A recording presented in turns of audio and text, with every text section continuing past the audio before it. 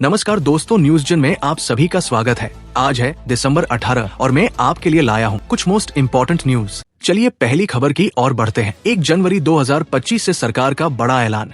महिलाओं को 2,500 रूपए, गैस सिलेंडर 450 रूपए और राशन मिलेगा। भारत सरकार ने हाल ही में एक बड़ी घोषणा की है जो देश की महिलाओं और गरीब परिवारों के लिए बहुत फायदेमंद साबित हो सकती है। योजना का नाम है महिला सशक्तिकरण और गरीबी उन्मूलन योजना। इस योजना के तहत सरकार ने महिलाओं को हर महीने 2,500 रूपए देने, गैस सिलेंडर की कीमत 450 रूपए करने और राशन मुफ्त देने का वादा किया है। अगले खबर की ओर बढ़ते हैं। संसद में मत विभाजन के बाद एक राष्ट्र एक चुनाव विधेयक पेश किया गया। लोकसभा में एक राष्ट्र एक चुनाव विधेयक को मत विभाजन के बाद पेश किया गया। सदन में विधेयक पेश करने के प्रस्ताव के पक्ष में 269 सांसदों ने वोट किया, जबकि 198 ने इसके खिलाफ वोट किया। विधेयकों को संयुक्त संसदीय समिति JPC के पास भेजा गया है, जिसके बारे में गृह मंत्री अमित शाह ने कहा कि प्रधानमंत्री नरेंद्र मोदी चाहते थे। चलिए अगले खबर की ओर बढ़ते हैं। इलोन मस्क ने जीमेल के प्रतिद्वंदी को लॉन्च करने का संकेत दिया। दुनिया के सबसे अमीर आदमी और एक्स के मालिक एलन मस्क ने गूगल के जीमेल को टक्कर देने के लिए एक ईमेल सेवा शुरू करने का संकेत दिया है। एक्स पर एक पोस्ट में लिखा था, एक्स मेल बढ़िया रहेगा, जिस पर मस्क ने जवाब दिया, हाँ,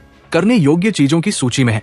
एक अन्य पोस्ट में मस्क ने कहा, हमें इस बात पर पुनर्विचार करने की आवश्यकता है कि ईमेल सहित मैसेजिंग कुल मिलाकर कैसे काम करती है। चलिए अगले खबर की ओर बढ़ते हैं।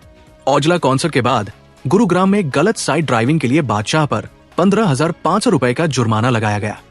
रैपर बादशाह पर गुरुग्राम ट्रैफिक पुलिस ने सड़क के गलत साइड पर गाड़ी चलाने के लिए 15,500 रूपए का जुर्माना लगाया है। ये घटना 15 दिसंबर को हुई, जब रैपर सेक्टर 68 में पंजाबी गायक करण औजला के कॉन्सर्ट में शामिल होने गए थे। DCP ट्रैफिक वीरेंद्र विज ने कहा, हालांकि कार उनके नाम पर पंजीकृत नहीं है, लेकिन बादशाह व्यक्तिगत रूप से उसमें मौजूद थे। चलिए अगले खबर की ओर बढ़ते हैं।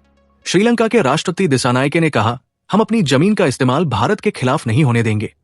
सोमवार को प्रधानमंत्री नरेंद्र मोदी से मुलाकात करने वाले श्रीलंका के राष्ट्रपति अनुराकुमारा दिसानायके ने एक संयुक्त प्रेस बयान में कहा, मैंने प्रधानमंत्री को आश्वासन दिया है कि हम अपनी जमीन का इस्तेमाल भारत के हितों के लिए किसी भी तरह से नुकसानदेह तरीके से नहीं होने देंगे।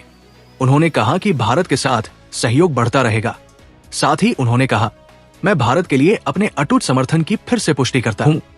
चलिए अगले खबर की ओर बढ़ते हैं। रूस को तगड़ा झटका, स्कूटर में रखा बम, पुतिन के करीबी की मौत। रूस यूक्रेन युद्ध के बीच रूसी राष्ट्रपति व्लादिमीर पुतिन के खास लेफ्टिनेंट जनरल इगोर किरिलोव की हत्या कर दी गई है।